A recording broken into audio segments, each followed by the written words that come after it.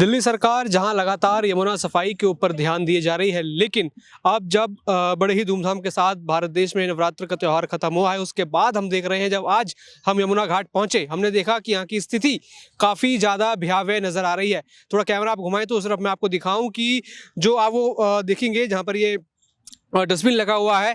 जब हम पिछली वीडियो हमने की थी, जब यमुना घाट पर आए थे, तो हम यहाँ तक जा सकते थे, मगर अब पानी जो है अब ऊपर तक आ चुका है। लेकिन वो आप देखेंगे किस तरीके से वो कूड़ेदान भरा हुआ है, आसपास आप देखेंगे कितनी गंदगी है और किस तरीके से यहाँ पर सरकार तो लगातार जोर दे रही है कि हम यमुना सफाई कर रहे हैं, लेकिन उसका सच क्या है ये लगातार हम आपको यहाँ पर दिखा रहे हैं।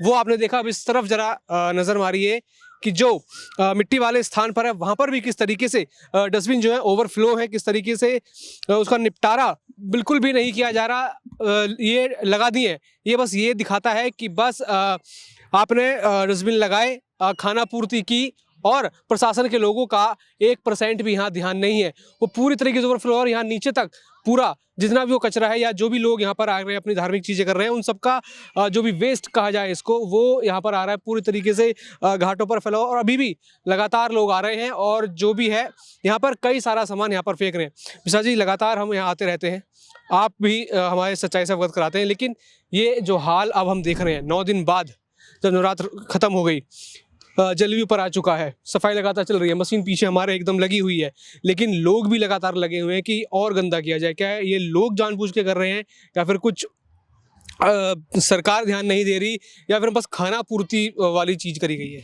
जी, दोनों ही पक्षों से ये समस्या है। एक तो मैं कहूँ, लोगों ने पूजा अर्चना की, नवरात्र के 9 दिन इतना हम तपस्या के साथ करते हैं, उसमें पूजा अर्चना करते हैं, हम अपने घरों में कीर्तन तक करते हैं और माँ से हम चाहते हैं कि हमें आशीर्वाद मिले। और 9वें दिन जब हमारा ये हो जाता है, हमारी नवमी होती है, हम विसर्जन के लिए आते हैं, तो लोग जो विसर्जन के लिए आ रहे हैं वो जो भी चीज़ है उस सारी चीज़ को नदी में फेंक दे रहे हैं, पॉलीथीन तक को फेंक दे रहे हैं। जब उन्हें रोका जा रहा है तो वो नाराज़ हो रहे हैं, लेकिन ये नहीं जानते कि अगर माँ से हमें कुछ आशीर्वाद ग्रहण करना है तो माँ को भी स्वच्छ हमें रखना पड़ेगा। उनके पास अगर हम गंदगी करेंगे तो कहाँ से हमारे जो पूजा है वो सफल हो सकती है या हमारी यमुना माँ स्वच्छ हो सकती है और कैसे हमें आशीर्वाद प्राप्त हो सकता है। तो पहला तो लोगों के माध्यम से ही अगर मैं कहूँ तो गलत है उनकी तरीका, यहाँ पे ला के फेंक जाना ऐसा। दूसरा, मैं प्रशासन की भी बात कहूँगा कि उसकी भी खामियाजा है, क्योंकि उसे पता था कि लोग नवरात्र के 9 दिन बाद जब पूजा हो जाती है, माँ की विसर्जन की बात आती है, तो वो घाट पे आएंगे और वो चीज़ों का विसर्जन करेंगे, तो उसके साथ वो पॉलीथीन थैला वगैरह भी लाते हैं। तो यहाँ पर डस्टबिन जो लगाए गए हैं वो छोटे छोटे से हैं, उसमें अगर थोड़ा सा भी सामान आ जाता है, रख दिया जाता है, तो उसके बाद वो भर जाता है।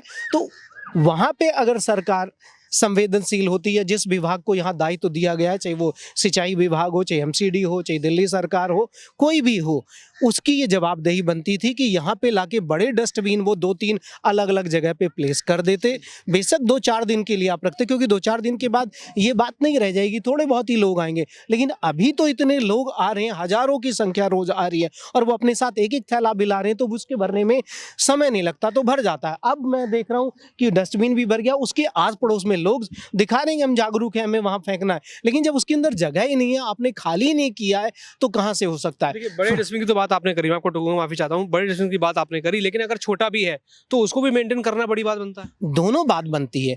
क्यों मैंने बड़े की बात की, मैं ये भी बता देता हूँ, क्योंकि इस बड़े को भरने में 10 मिनट लगेगा। अब 10 मिनट में कोई अधिकारी, कोई कर्मचारी नहीं आ सकता, लेकिन बड़ा है तो उसे भरने में 2-3 घंटे लगेंगे। तब तक वो गाड़ियाँ दोबारा से आ सकती हैं, यहाँ से उसे ले जा सकती हैं, खाली कर सकती हैं, इसलिए मैंने उसकी बात कही है। आम दिनों के लिए तो ये पर्याप्त है, लेकिन जब ऐसी स्थिति थी कि नवरात्र के विसर्जन जब होगा और हजारों में यहाँ लोग आएंगे, तो ये समस्या उत्पन्न होनी थी। इसलिए सरकार को यहाँ पे एमसीडी के कर्मचारियों को भी कुछ दिन के लिए लगाना चाहिए था, डस्टबिन भी 2-3 कम से कम लगाने चाहिए थे और रोज उसके लिए सफाई करने वाला आना चाहिए था। लेकिन स्थिति ये है कि यहाँ पे ना तो पुराना वाला खाली हुआ है, ना ही जो इतना फैला हुआ है उसे उठाने के लिए सरकार ने कोई प्रावधान किया है, या जिस विभाग के यहाँ पे जिम्मेदारी है उसने अपने कर्तव्यों का निर्वाह किया हुआ, तो ये दुखद है। लेकिन लोग आप देख रहे हैं, देखो मैं दिखाओ भाई, लगातार लोग आ रहे हैं, अपना सामान ला रहे हैं, यहाँ पर कर रहे हैं। इस चीज के लिए सरकार क्या कर रहे हैं, लोग खुद क्या कर रहे हैं, ये चीज कैसे रुकेगी? सनातन में पूजा पद्धति और जो पूजा की होती है उस चीजों के विसर्जन का पुराने काल से ही चला आ रहा है, तो विसर्जन तो करेंगे करेंगे। लेकिन अगर आप ऐसी व्यवस्था उन्हें दे देते हैं कि वो जो चीज़ें माँ के योग्य नहीं है वो उसे उसमें नहीं डालना चाहते तो उसमें डाल देते। लेकिन जब आपने व्यवस्था नहीं की तो आदमी यहीं फेंक के चला जा रहा है। हाँ, अगर जो सज्जन लोग आते हैं जिनको जानकारी है इस बारे में, वो साथ में जो भी थैला होता है, पॉलीथीन होती है, वो लेके चले जाते हैं। तो ऐसे लोगों की जो संख्या है वो कम है, लेकिन ऐसे लोग ज़्यादा हैं जो यहीं पे फेंक जा रहे हैं, इसीलिए तो इतना बड़ा अंबार लगा है। अब 2 दिन हो गए, सैटरडे भी रहा, इतवार भी, आज सोमवार भी हो गया। क्या कोई यहाँ पे अधिकारी आया?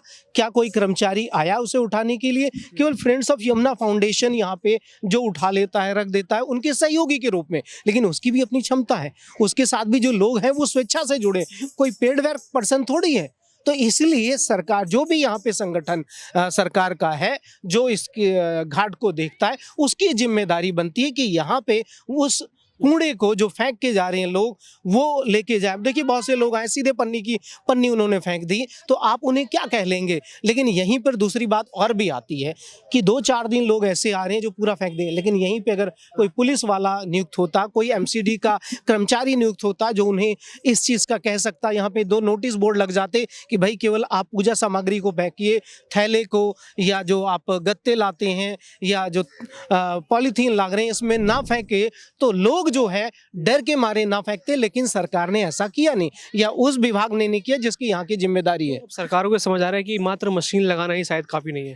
मैं खुद कहना चाहूंगा, मशीनों से क्या होगा? मशीनों तो थोड़ा बहुत उठा लेंगे। अब ये जो यहाँ पे ढेर का ढेर पड़ा है, ये जब हवा चलेगी सारा का सारा अंदर चला जाएगा और फिर वो गंदगी का कहाँ तक जाएगा कुछ पता नहीं। तो मशीन क्या करेगी आपकी? तो ये कोई सही थोड़ी। अब देखें आपके सामने अभी मैं यहाँ पे जब था, वो 4 पन्नियां, उपेंद्र जी जरा मैं कहूँ तो 4 ये पॉलीथीन अभी अभी फेंकी गई है, क्योंकि अभी मैं वहां से आया तो नहीं थी। ये काली जो 2 आपको दिखाई पड़ रही है और ये सफेद जो दिखाई पड़ रही है, तो ये दिखा रही है कि लोगों में भी कमी है और प्रशासन में भी कमी है। लेकिन पहली जिम्मेदारी हमारी बनती है लोगों की कि हम अपनी माँ को निर्मल स्वच्छ देखना चाहते हैं, तो जो भी चीज़ ला रहे हैं माँ के योग्य नहीं है उसको ना डालें। पॉलीथीन को, थैले को या गत्ते को जो भी ला रहे हैं वो अपने साथ लेके चले जाए। अगर सरकार ने नहीं की, कोई बात नहीं, सरकार की कमी रही है, तो जो लोग हैं वो तो अपना निर्वाह करें, लेकिन वो भी नहीं कर रहे हैं और सरकार तो अपना कर ही नहीं। तो इतने दिनों में इस कूड़े को यहाँ से उठना चाहिए था। चलिए एक मिनट आपसे भी जानेंगे कि आप आ रहे हैं, लगातार देख रहे हैं यहाँ की स्थिति, क्या कहेंगे?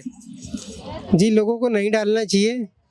उनका भाव मैं ये जानता हूँ कि चलिए थोड़ा सा डाल दीजिए, बाकी साइड में रख दीजिए, आपका भाव भी पूरा हो जाएगा और माता रानी आपको फल तो देंगी, लेकिन नहीं मान रहे। तो मतलब ऐसा नहीं है कि एक माँ को आपने 9 दिन घर में बनाया फिर आप आके वहाँ दूषित कर रहे हैं उनको, तो नहीं डालना चाहिए।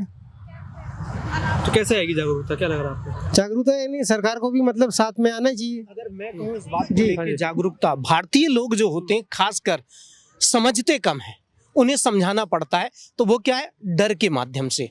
अगर यहाँ पे एक पुलिस वाला हो, खड़ा हो और एक नोटिस बोर्ड चिपका हो कि अगर आप कोई ऐसी चीज इसमें डालेंगे तो उसके लिए आपका चालान हो सकता है, आपको दंडित किया जा सकता है, तो उस स्थिति में लोग डरेंगे और फिर वो ऐसा काम नहीं करेंगे। और ये आप सोचो कि कहने से मान जाए, तो भारतीय लोगों में मुझे बहुत कम दिखाई पड़ता है कि ये प्यार की भाषा समझे, इन्हें डर की भाषा। अब आप मेट्रो में देखिए, मेट्रो में जब आप जाते हैं वहां पे किसी तरह की आपको गंदगी नहीं है।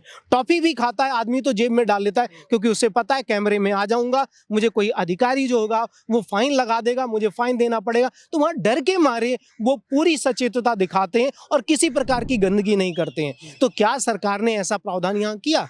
अगर वो ऐसा करे जी, और हम इस चीज़ देखते हैं कि ऐसी जगहों पर जब रिपोर्टर भी आते हैं या फिर कोई लोग आते हैं समझाने, तो उनके साथ हम देखते हैं कि लोग भिड़ जाते हैं, उनके साथ हिंसा होने लगती है या फिर उनसे ही वो जो है बहस करने लग जाते हैं। मैंने आपसे कहा कि खाकी वर्दी में बड़ा खौफ होता है। अगर खाकी वर्दी पहना, बेशक होमगार्ड होगा तो लोगों के भाव में होगा नहीं कुछ मेरे साथ हो सकता है, लेकिन एक सामान्य व्यक्ति, एक यहाँ पे गार्ड या एक मीडिया कर्मी कोई कहेगा तो उससे लड़ने के लिए राजी हो जाएंगे। कल परसों की बात है, मुझसे हुई, 2 मीडिया कर्मी आए, उनसे भी हुई। उन्हें बस इतना कह दीजिए कि इसके अंदर डालिए मत, उन्हें लगता है हमारा मान सम्मान खत्म हो गया। तो सरकार को ये सोचना पड़ेगा कि यहाँ पे 2-4 ऐसे पुलिस वाले या एमसीडी के हम कर्मचारियों को नियुक्त करें, जो ऐसी चीजें जब लोग करते हैं तो उनके लिए फाइन या किसी भी तरह का दंड का प्रावधान किया जाए, तभी संभव है। नहीं तो आप साफ करते रहेंगे, लोग उसे गलत करते रहेंगे, क्योंकि सभी लोग सही नहीं नहीं होते। कुछ लोग तो ऐसे होते हैं ना जिनके अंदर मानसिकता होती मैं अपने हिसाब से ही काम करूंगा, लेकिन अगर कानून का डर होता है तो उन्हें भी समझ आता है कि हाँ हमने गलत किया तो उसके लिए हमें दंडित किया जा सकता है। प्यार काम ना करे तो डंडे से भी काम लिया जा सकता बिना दंड के संभव ही नहीं है। मुझे याद है जब भारत आजाद हुआ तो उस स्थिति में भी हमारे नेता सुभाष चंद्र बोस जी ने ये बात कही कि अभी इन्हें कुछ दिनों के लिए राष्ट्रपति शासन के अनुसार चलाइए, सेना को दे दीजिए, सेना कंट्रोल करेगी, क्योंकि जब तक इन्हें डर नहीं रहेगा भारतीय लोग नहीं सुधर सकते। और आज यही स्थिति कि वो हुआ नहीं, और भ्रष्टाचार का लेवल हमारे भारतवर्ष में बड़े पैमाने का है। कोई भी कार्य होगा उसमें बिना खाए कोई प्रक्रिया नहीं हो सकती। तो इसीलिए कि हम कभी नियम में नहीं रहे, हम कानूनों में बंद के नहीं, हमने अपनी नैतिक जिम्मेदारी नहीं माना कि हमें अपने राष्ट्र को, अपने समाज को, अपने देश को सही रखना है, इसीलिए समस्या आती है। तो इसलिए कानून का डर होना बहुत जरूरी है। बिल्कुल, जागरूकता के साथ साथ यहाँ पर कानून का डर होना जरूरी है। लगातार लोग आप खुद ही विजुअल्स में देख रहे हैं कैसे यहाँ काम कर रहे हैं, किस तरीके से पन्नी वन्य चीज़ भेज रहे हैं। हालांकि जो उनका प्रवेश करना है वो कर सकते हैं, लेकिन जो पन्नियाँ हैं, जो कूड़ा है, वो फेंकने के लिए कहीं ना कहीं यहाँ उनको रोकना चाहिए। जिनके अभी कहा गया कि यहाँ पर पुलिस वाले होने चाहिए जो उनको यहाँ पर ये सब काम करने से रोकें। लेकिन यहाँ पर कई बार स्थिति ऐसी हो जाती है, मैं भी चाहता हूँ कि मैं लोगों से बात करूँ, उनसे पूछूं, लेकिन जो लोगों का व्यवहार है वो कहीं ना कहीं इन समझाने वाले लोगों के प्रति बिगड़ता नजर आता है।